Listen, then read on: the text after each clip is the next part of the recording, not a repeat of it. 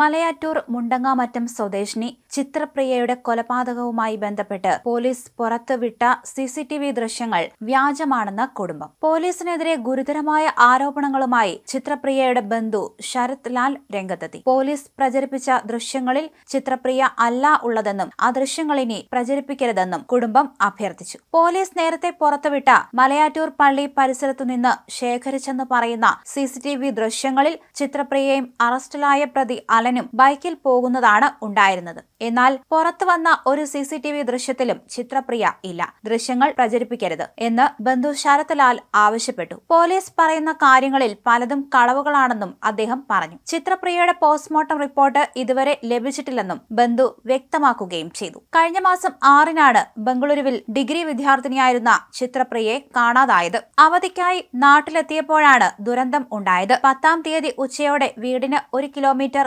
മാത്രം അകലെയുള്ള മണപ്പാട് ചിറയ്ക്ക് സമീപത്തെ ഒഴിഞ്ഞ പറമ്പിൽ നിന്നും അഴുകിത്തുടങ്ങിയ നിലയിൽ മൃതദേഹം കണ്ടെത്തുകയായിരുന്നു. തലയിൽ ആഴത്തിലുള്ള മുറിവ് കണ്ടെത്തിയതോടെ കൊലപാതകമാണെന്ന സംശയം കുടുംബം പ്രകടിപ്പിച്ചിരുന്നു. തുടർന്ന് നടത്തിയ അന്വേഷണത്തിലാണ് ചിത്രപ്രിയയുടെ ആൺസുഹൃത്ത് അറസ്റ്റിലായത്. സംശയത്തെ തുടർന്ന് മദ്യലഹരിയിൽ കൊലപാതകം നടത്തിയെന്നതാണ് പ്രതിയുടെ കുറ്റസമ്മത മൊഴി.